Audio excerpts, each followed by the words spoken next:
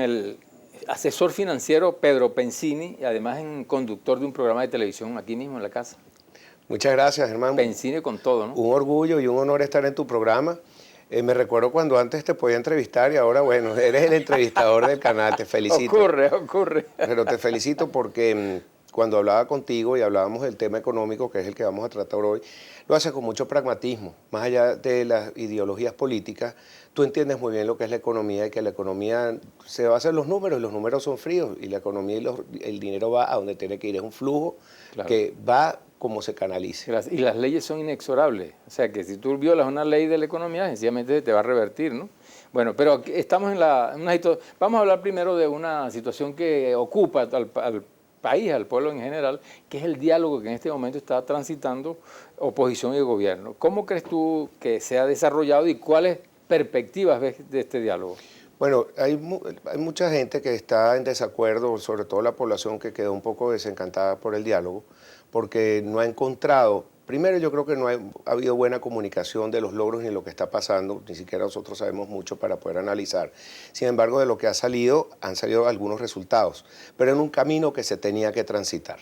Porque la MUD convocó hace unos 3 meses al Papa, y es más, existe un remitido donde hasta el gobierno había aceptado, como que se echaron para atrás, pero ante esta crisis inminente que tenemos, y que vería la gente que quería ir a Miraflores, que se iba a convertir en una guerra, hasta el propio presidente Maduro aprovechó un viaje, se fue a ver al Papa y le dijo, te acepto la mediación. ¿Qué hablaron ellos? Son cartas secretas, pero el Papa, hay que recordar que fue el que ayudó a unir a dos países, Estados Unidos y Cuba, después de 53 años. Yo tenía fe que la intervención del Papa iba a ayudar igualmente aquí en Venezuela, iba a ayudar paralelamente entre Cuba y en los Estados Unidos, y que nos ayuden a nosotros, porque la crisis que tenemos es terrible. Nunca el país ha estado tan mal como en este momento. ¿Tú crees que la intermediación del Papa hoy de salida, respuesta al problema que tenemos en el diálogo, o sea, el entrabamiento que tenemos aquí con relación a esto? Mira, la única manera que eso dé resultado es que las dos partes acepten lo que se acordó, pero ya ni siquiera 4 días después, todos los representantes que estaban en esa mesa, todos los expresidentes, todos los que han llevado, dicen, por favor, reconozcan lo que se firmó por lo menos. Si estas partes, tanto el gobierno como la asamblea, no cumplen con lo que se comprometieron, ese diálogo no sirve para nada. Pero ¿qué es lo que va a pasar? ¿Cuál de los dos factores de poder es el que va a quebrar la mesa? Es el que no va a seguir la línea papal. Porque entonces, en ese ángulo internacional, quedaría muy mal el gobierno si no cumple con alguna de las cosas que se comprometió. Ahora, lo que sería terrible es que después el Vaticano nos deje con este lío, porque lo que viene es violencia y dice, yo me lavo las manos. Exactamente, eso te quería preguntarte. Afortunadamente, digo yo, el diálogo desmontó lo que era una marcha que iba directamente a Miraflores. Hay quien dice, bueno, tenemos derecho, pero las consecuencias eran impredecibles. ¿Qué crees tú de estas personas que de alguna manera, pues, violentamente quieren tomar acciones y qué le conviene al país en este caso? Enrique Capriles definió esa marcha como un choque, otros lo han definido como un suicidio. La población no tiene armas. ¿Qué pasa? ¿Por qué Miraflores? ¿Por qué esa es la bandera que tienen que quitar? Porque nos recuerda los sucesos del 2002, donde una marcha fueron a PDVSA y después terminó la gente en Miraflores, nos recuerda a Puente Llaguno, nos recuerda un hecho de violencia que terminó, bueno, con la salida del presidente Chávez, que volvió a los 3 días. Pero ese recuerdo es distinto, esa época, ya hace 14 años, parece mentira, a lo que sucede ahora, porque ahora sí hay una crisis social muy grave, por hambre, por medicinas, por alimentos, por abastecimiento, toda la crisis económica que tenemos.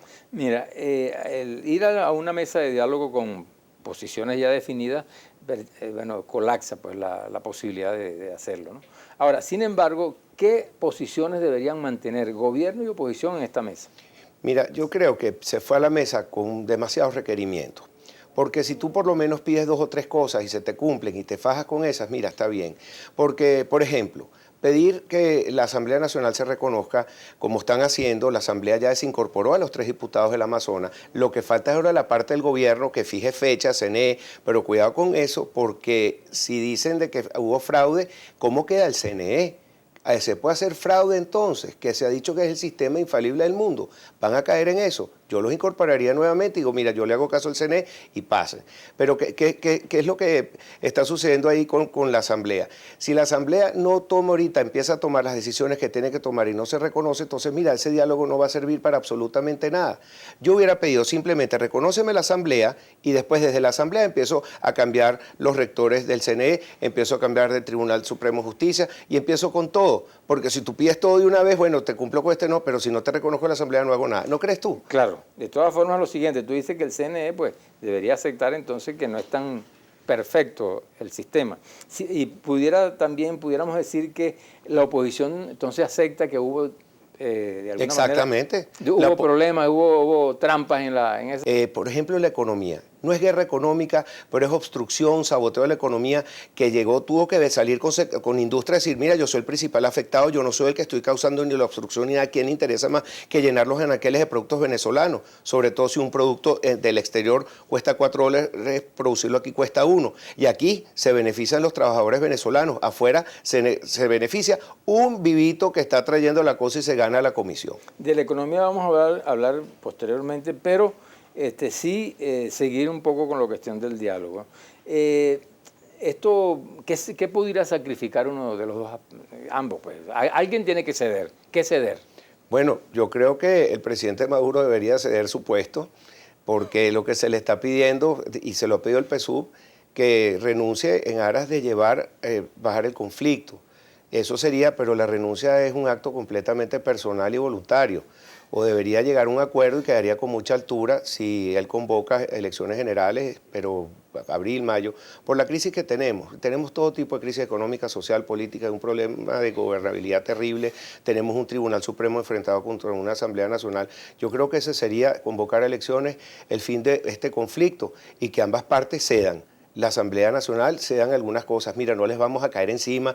Todo proceso de pacto político, como fue el pacto de Punto Fijo, el pacto de la Moncloa, los pactos que se podrían ser parecidos a los de Centroamérica, a hacer pactos de gobernabilidad, eso es lo que nos conviene a todos, igual que ya se sentaron en una mesa. Señora, sigan conversando, pero no es que salgan después de la mesa a tirarse triquitraquis el uno al otro y decir cualquier barbaridad uno del otro. Bueno, pero en ambas partes hay discursos altisonantes. Por supuesto. O sea, ¿cómo afecta eso al diálogo? ¿Cómo pudiera ser? Mira, o eso trasciende o está, este diálogo no colide con lo que está planteando la mesa. Tienes razón. Lo que pasa en la mesa parece distinto. Inmediatamente salen de la mesa, entonces viene el Tribunal Supremo y dice que la Asamblea Nacional no puede legislar. El mismo presidente no va a haber elecciones hasta el 2018. Entonces algunos acuerdos, como que hay una de discurso y hay algo que está pasando en la mesa, pero como en la población y nosotros no vemos ningún resultado concreto, muy poquitas cosas. Lo que vimos es la desincorporación de estos 3 diputados y soltaron 3 o 4 presos políticos cuando creo que el Vaticano pedía 75 y se había logrado 61, pero no se ven resultados concretos. Y si este domingo no se llega a nada, bueno, el Vaticano tendrá que recoger sus maleticas y seguiremos el mismo conflicto donde lo agarramos el otro día, que la gente yendo a Miraflores. Pero lo trágico de eso es que si hay problemas, posteriormente vamos a tener que sentarnos obligatoriamente a dirimir esto. O sea, que la mesa de diálogo es absolutamente necesaria, ¿no? Es absoluta. Yo creo en el diálogo 100%, pero en un diálogo sincero, no como siempre ha sido, sí, diálogo, pero no hago nada. Tiene que tener resultados concretos. Lo único que se está viendo, que si esto no funciona, ¿qué es lo que se va a lograr por parte del gobierno? Que sería el triunfo más del gobierno que del otro, porque lo que han logrado hasta ahora es la división de la unidad. Así digan, no, que estamos unidos, hay una división que se ve. Hay partidos que ni siquiera participaron en la mesa. El problema es que ya viene de una desacreditación con lo que ocurrió en Colombia con el proceso de paz y esta sería su segunda derrota. Y el Papa yo creo que no debería enseñar esa derrota porque perdería poder político. Y tú sabes que el Vaticano es uno de los poderes políticos más importantes y más antiguamente poderosos del mundo. Aspiremos que tenga éxito, porque todos lo deseamos en el país. Pedro, tenemos una sección que es ¿qué nos dice la gente de la calle? Vamos a escucharlo para que nos respondan en el próximo segmento.